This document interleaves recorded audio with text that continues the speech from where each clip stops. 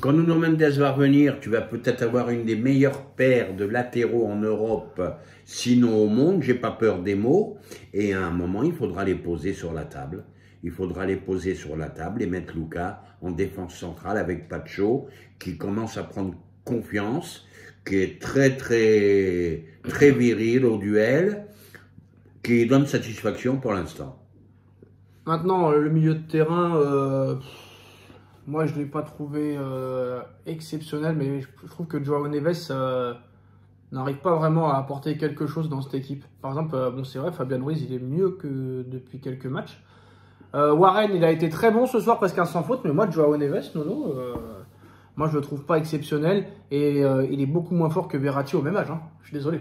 Peut-être moins fort que Verratti, je vais te rejoindre là-dessus, mais quand même de très beaux gestes techniques. Tu vois que c'est un très beau technicien. Beau technicien, mais qui n'est pas décisif, qui apporte pas grand-chose déjà offensivement, je trouve. Déjà. Et offensivement, ça manque un peu d'efficacité. Désolé, il faut le dire. Neves ou pas Neves, 70 millions ou pas 70 millions.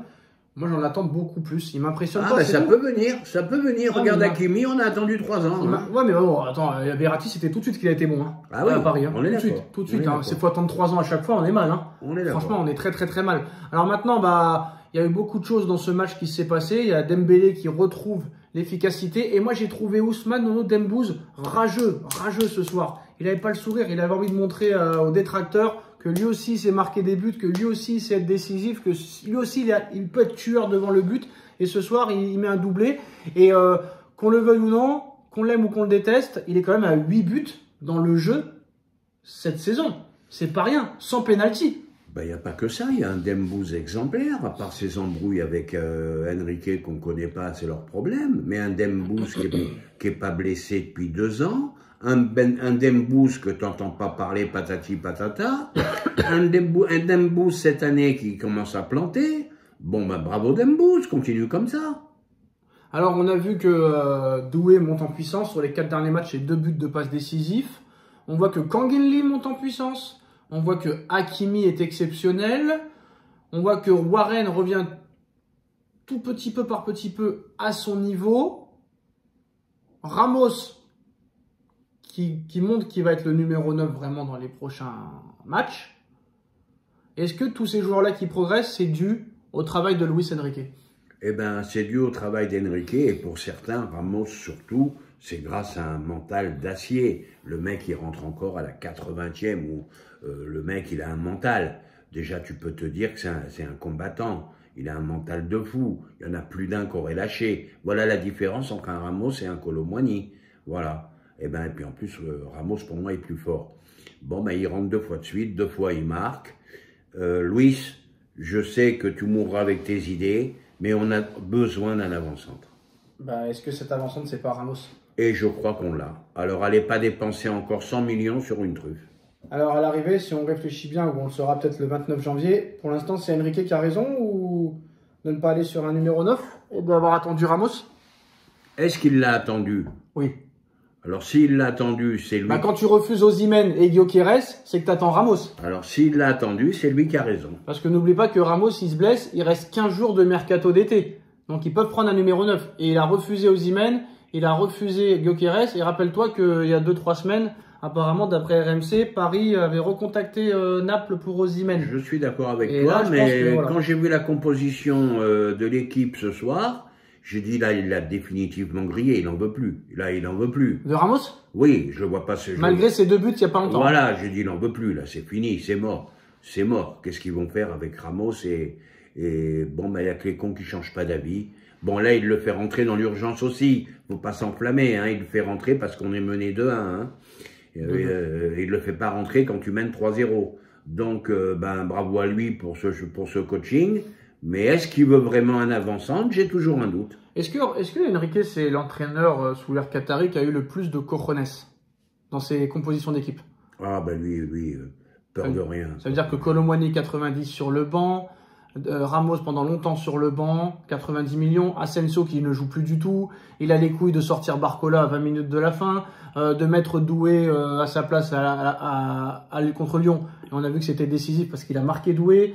Il a mis aussi Dembélé sur le banc pendant 2 matchs. On a vu que ça lui a fait du bien. Et ça, personne avant lui le faisait, que ce soit Tuchel, Emery, Galtier, Pochettino, ça personne n'a jamais eu les couilles de le faire. Et moi j'aurais voulu, après peut-être que lui a dit qu'il en était pas capable, mais j'aurais voulu voir quand même Enrique avec les Neymar, Mbappé, Messi, même s'il a dit qu'il serait pas venu s'il y avait ces trois-là.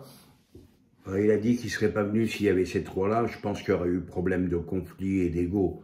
Bon, mais maintenant tu me dis, est-ce que c'est lui qui a eu le plus les couilles? C'est à lui à qui on a donné le plus de pouvoir. Déjà pour commencer, il n'y a personne qui intervient. Il met la composition d'équipe qu'il veut. Il fait sortir qui il veut. Il fait ce qu'il veut. Alors, voilà. Faut pas oublier, Nono aussi, il faut faire notre mea culpa.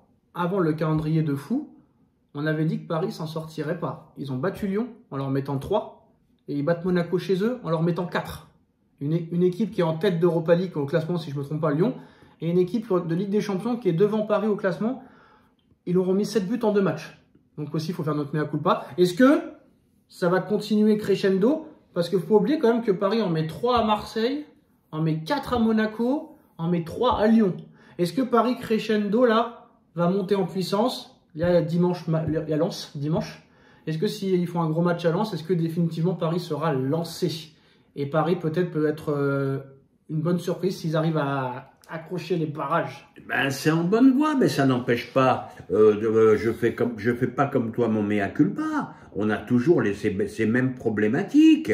On subit encore trop d'occasions. Et cette deuxième mi-temps qui n'est jamais aboutie. Mais ça va mieux, ça va mieux.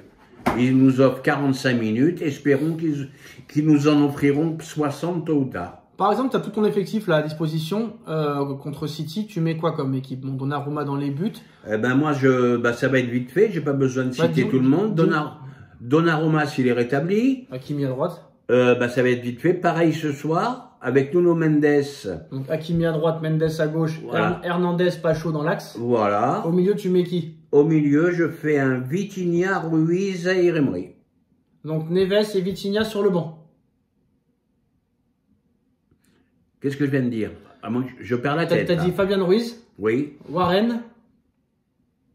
Et le troisième, t'as dit... Vitinha.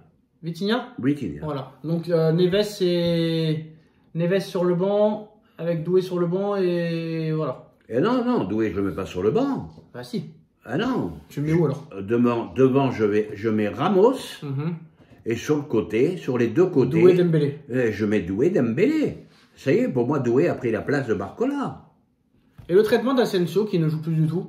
Oh, bah ça, c'est le plus beau métier du monde, 1 million d'euros. Non, mais est-ce que c'est mérité? Est-ce qu'il aurait pu apporter quelque chose dans l'équipe, lui? Non, il est cuit, Pourtant, tu l'aimais bien au début. Hein. J'adorais, beaucoup de ballons, le mec, beaucoup de talent. Tu reviens pas des blessures comme ça. C'est pour ça, avant de crier victoire, faut attendre comment il va revenir Hernandez. Hein. Et avec cette équipe-là, Paris peut faire quelque chose contre Manchester City? Ben, je pense. Mais attention, quel Manchester City aurons-nous dans un mois? Ça, c'est encore une autre question. Alors maintenant, bah, moi j'ai aimé ce que j'ai vu. Maintenant, il y a les 2 buts. Hein. Pour moi, Marquinhos, c'est terminé. Quand Monsieur Nasser dit que Enrique, c'est le meilleur entraîneur du monde, est-ce que ce sera prouvé ou est-ce que c'est une connerie de dire ça? Bah, c'est une connerie de dire ça. Maintenant qu'il me fasse le triplé, Ligue 1, Coupe de France, Ligue des Champions, je te dirais Nasser a raison. Mais là, il exagère un peu. Mais ça n'empêche pas que c'est un très bon entraîneur. Mais moi, je sais pas pourquoi, moi j'y crois. Et je sens, je sais pas si cette année il va y arriver. Mais c'est vrai que, bon, il y a eu des matchs impardonnables. Hein, contre Atlético Madrid, tu ne dois pas perdre. Contre Eindhoven, tu ne dois pas faire match nul.